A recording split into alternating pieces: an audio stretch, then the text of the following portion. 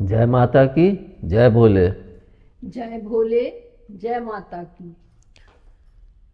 जैसा कि आप लोगों ने देखा कि दूसरे भंडारे में माँ एक बच्चे की तरह और कितने प्रसन्नता से नृत्य किया। और मैं कहता भी हूँ कि स्त्रियाँ हमेशा दिल से सोचती हैं और दिल में सिर्फ प्रेम और ममता का ही वास होता है। तो जब माँ दुर्गा नृत्य की तो उनके दिल में सिर्फ प्रेम, बचपना और ममता, एक बच्चे के अंदर ही वे चीज़ें होती हैं कि वह खुल के नृत्य करता है, एक उछल उछल के जैसे एक बच्चा करता है।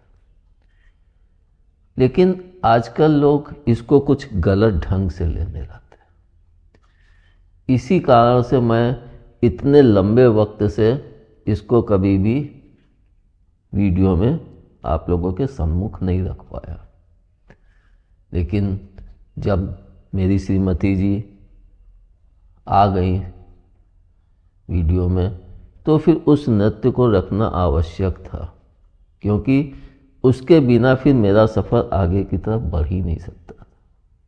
इन तीनों भंडारों का वर्णन किए बगैर मैं आगे कैसे बढ़ सकता। तब मैंने तीनों भंडारों को आपके सामने रखने का निर्णय लिया और आपने उसमें देखा भी। और सबसे बड़ी जो खास बात थी, इसमें माँ ने जैसे पहले भंडारे में माँ ने एक शक्ति रूप में नृत्य किया।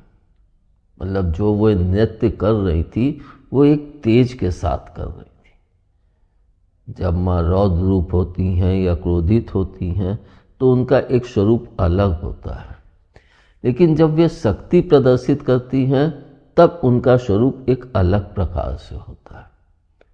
और इसमें माँ ने शक्ति स्वरूप में ही नृत्य किया।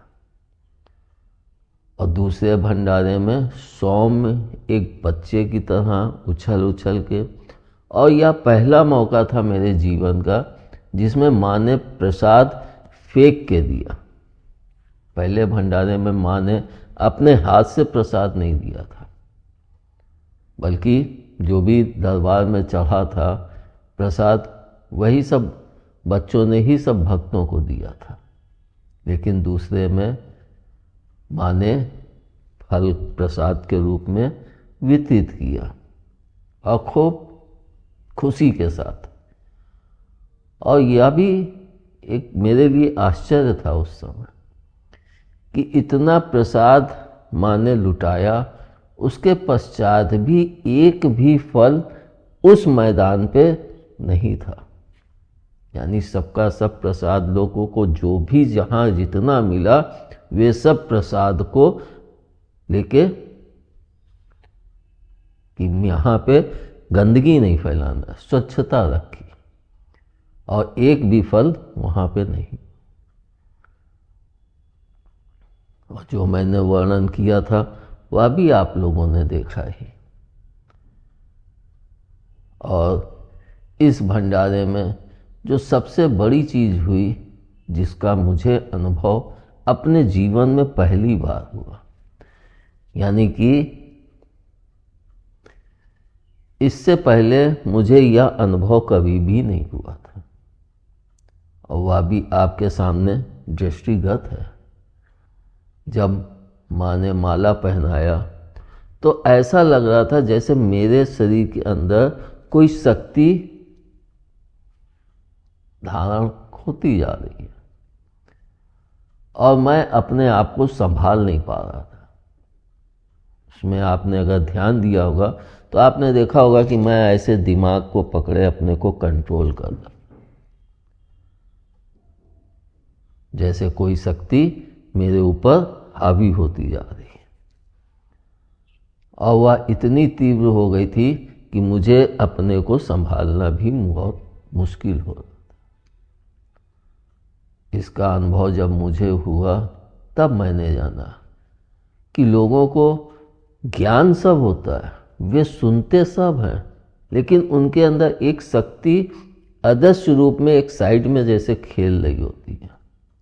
वह सुनते भी हैं, जवाब भी देते हैं, सब कुछ करते हैं, लेकिन वह शक्ति का ही सहयोग होता है।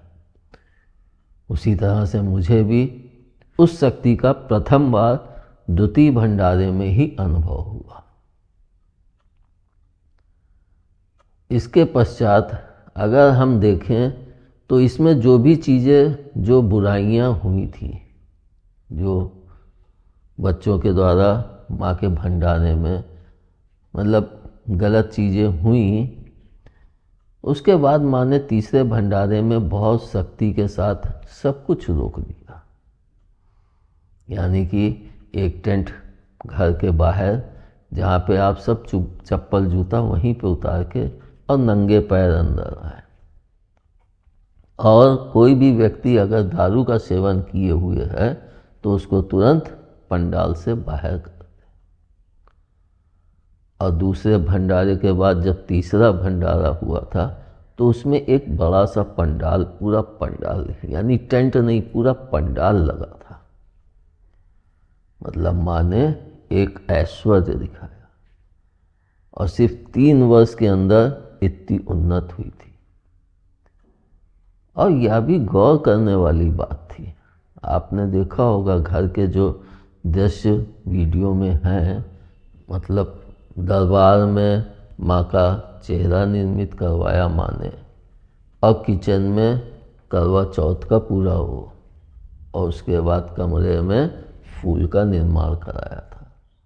ये सब घर के अंदर एक तेज प्रकट कर रही थी, जैसे हमारे घर में कोई शक्ति साक्षात खेल रही है। मतलब इतना अद्भुत उसका नज़ारा था, एक सुंदरता जैसे उसमें ओतप्रोत है पूरे घर में। आजकल तो लोग पेंट करते हैं, ये पॉलिश सनमाई का ये, लेकिन इसमें मैं जब दूसरे भंडारे को इतने वर्षों पश्चात देखा तो मुझे कि देखो उस समय मेरे घर में कितना अद्भुत तेज था, और वह सब माँ ने ही मेरी श्रीमती जी के द्वारा निर्मित करवाया था, जिसके पश्चात घर के अंदर एक शांति, एक खुशी, एक प्रसन्नता अपने आप जैसे फूट रही है। जो बच्चे लोग आते थे तो कहते थे यहाँ आ जाओ, तो मन ही नहीं होता है कि यहाँ से जाए, यहीं पे आप कोई फ्लैट या कुछ बनवा दीजिए तो हम लोग यहीं रहें। तो मैं यही कहता था कि मुझे शांति से रहने दो, मुझे भीड़ भाड़ नहीं पसंद। अगर तुम लोग यहाँ रहोगे तो मुझे कभी भी शांति नहीं प्राप्त हो सकती। इसका भी सबसे बड़ा कारण यही था कि जिस मार्ग में हम निकले हैं उस मार्ग में शांति की सबसे ज़्यादा आवश्यकता होती है, और वह शांति तभी हमें प्राप्त हो पाती है जब हम हर चीज़ से कट जाएं। कटने का मतलब ये नहीं कि उनसे छोड़ के दूर हट गए, और सबसे पहले हमें अपने परिवार से ही दूरी बनानी पड़ती है,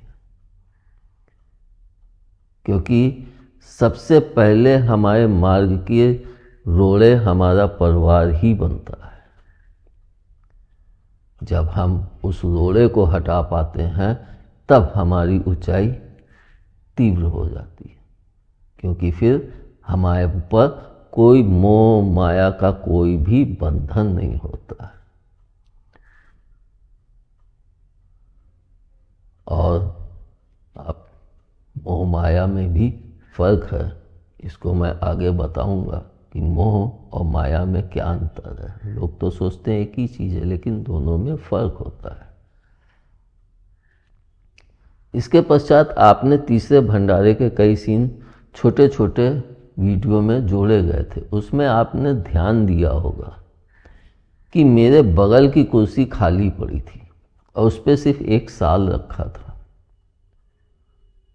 उसका भी सबसे बड़ा कारण क्या था वह भी मैं अब समझ पाया।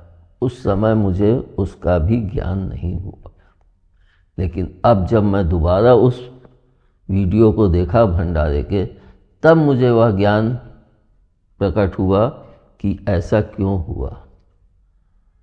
पहले में माँ शक्ति स्वरूप में खेली, दूसरे में माँ प्रेम और बाल स्वरूप में खेली, और तीसरे में माँ जमीन पे बैठ के खेली। मतलब उन्होंने खड़े होके कोई भी नृत्य नहीं किया, नृत्य सिर्फ एक किया, वो भी जमीन पे ही बैठ के किया, यानी माँ बैठ गई। हम लोग जो है अपनी स्त्रियों को, अपने बेटियों को एक शक्ति के साथ दबाव बना देते हैं, सिर्फ इसलिए कि हमारा मैं मर्द हूँ या मैं पिता हूँ, या एक घमंड अंदर होता है जिसके कारण हम अपनी धर्म पत्नियों को डांटते हैं, दबा के रखते हैं, जिसके कारण वे खेल ही नहीं पाती हैं। अगर उनको वह मोह मिले कि नहीं, मेरे साथ एक सशक्त मेरा पति खड़ा है, जैसे कि बेटियां होती हैं बचपन में, नहीं मेरे पिताजी खड़े हैं, वो सब कुछ बचा ले, सब कुछ उनके अंदर कि नहीं मेरे साथ है ऊपर हाथ। लेकिन कुछ पिता भी ऐसे होते हैं जो बेटियों को वो प्यार ही नहीं दे पाते हैं, वह बेटियां फिर अपने अंदर ही उस गम को पीती रहती कि कैसे पिता हैं, बेटे को इतना लाड और बेटी को तो प्यार ही नहीं है। तो हम लोग अपनी बेटियों को, अपनी धर्म पत्नियों को, अपनी माँ को, इन सबके जो दिल में प्रेम है, बचपना है, उसको हम मर्द लोग ही दबा देते हैं, चाहे बच्चा हो, चाहे बड़ा हो और चाहे बूढ़ा हो। यह प्रकृति सभी के अंदर प्राप्त होती है, और जो इससे निकल जाता है उस घर में खुशियां अपने आप नाचने लगती हैं। और जब माँ तीसरे भंडारे में जमीन पर बैठ के नाची, इतने वर्षों बाद, मतलब 12 वर्षों बाद मैं अब उस वीडियो को देखा हूँ, तो मुझे लगा कि देखो मेरे से उस समय कितनी बड़ी गलती हो गई। और गलती क्यों हुई? सिर्फ डर और भय के ही कारण हुई, और मोह। तीसरा डर, भय और मोह, तीन ही कारण सबसे प्रमुख थे। पहले में जब माँ नृत्य की तो मैं कि इससे लोग गलत अर्थ निकालते हैं, इसका लोग गलत मीनिंग लेते हैं। और जब दूसरे में माँ उसमें खेली बचपने में, तो लोग सोच रहे हैं कि क्या है, उछल नहीं कूद रही हैं, क्या है। लेकिन जिनके अंदर भक्ति भाव है उन्हें वो माँ का आशीर्वाद प्राप्त। और तीसरे में जब वे नीचे बैठी और मेरा जो सिंहासन खाली था, तब मैंने सोचा कि यह क्यों खाली था। तब मुझे यह कारण समझ में आया कि मेरे पिताजी भी बैठ सकते थे, लेकिन उस समय नहीं बैठा ला। और तीसरे भंडारे के एक दिन पहले क्या, तीसरे भंडारे वाले दिन भी मेरी तबीयत इतनी खराब थी कि मैं आता था, आधी रोटी खाता था और फिर जाके अपने स्थान पे लेट जाता था। और उस समय माँ ने मेरे से कहा कि तुम्हें इतनी देर बोलना है। और यह भी मेरे जीवन का पहला वो था कि मैं कि इतने लोगों के सामने बोलने के लिए प्रस्तुत हुआ था। और अंदर एक पहली बार जब भीड़ को देखो और जब बोलने को होता है, ऐसे तो आप बात खूब कर लेते हो, लेकिन जब स्टेज पे खड़े होके या स्टेज पे बैठ के कुछ बोलना होता है तो अंदर से एक भय होता है। और वह भय उस समय तो आप सुनेंगे तो उसमें बहुत तेजी से मैं बोलता गया, जैसे भय के कारण फटाफट फटाफट फटाफट बोल दिया। इतने वर्ष चलने के पश्चात वह भय निकाल पाया और तब जाके वह विश्वास अडिग हो पाया।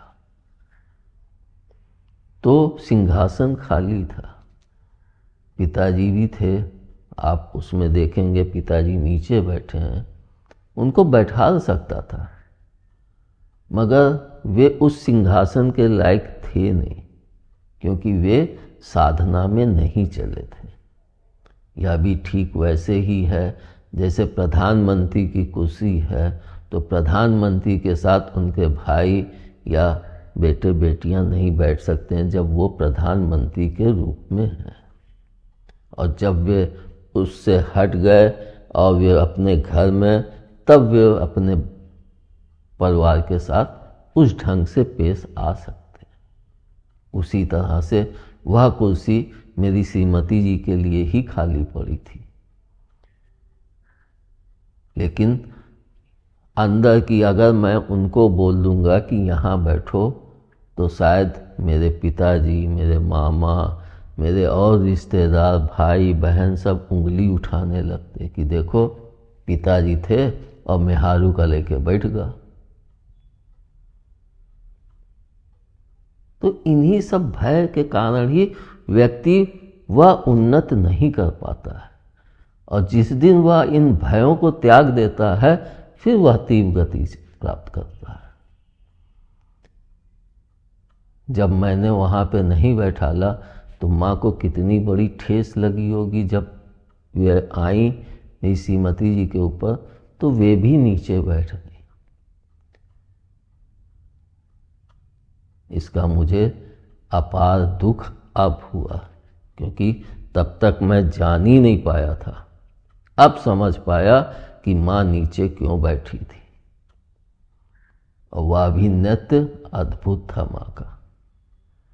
और तीसरे भंडारे में यह भी खूबी थी कि मैंने भी, जैसे मेरे ऊपर भी वह शक्ति विराजित है, और मैंने भी प्रसाद को लुटा लुटा के बांटा था। यानी माता मेरी श्रीमती जी के ऊपर और पिता की शक्ति मेरे ऊपर अवतरित थी, और दोनों ने ही खूब अच्छे से बांटा। लेकिन दिल के अंदर एक ठेस रह गई थी कि मेरे मोह के कारण मैं उन चीज़ों से भिड़ने की शक्ति न जुटा पाने के कारण माँ को उस सिंहासन पे, अपनी श्रीमती जी को उस सिंहासन पे नहीं बैठा पाया। इसीलिए कहता हूँ कि परिवार का मोह उतना ही रखो जितना जरूरी हो, नहीं तो जहाँ भाई हो या बहन हो, एक से दो हुए, वहीं समझ लो वो उस परिवार के अंग तो हैं, लेकिन उसके साथ साथ वे अपने ससुराल के भी अंग हो गए। तो जो पहले अधिक प्यार, अधिक मोह प्राप्त होता था, वो उसमें कमी आने लगती है। और इस बात का मुझे और भी बहुत कष्ट हुआ था कि मैं अपनी श्रीमती जी को इन सब से मजबूती से ना वो होते हुए और उनको नहीं बैठा पाया। बाकी इस विषय में चर्चा मैं आपको बाद में करूँगा, क्योंकि मेरे छोटे भाई के पुत्र की शादी है, जिसके कारण अगला वीडियो आपको 27 तारीख के पश्चात ही प्राप्त होगा। धन्यवाद। जय माता की, जय भोले। जय भोले, जय माता।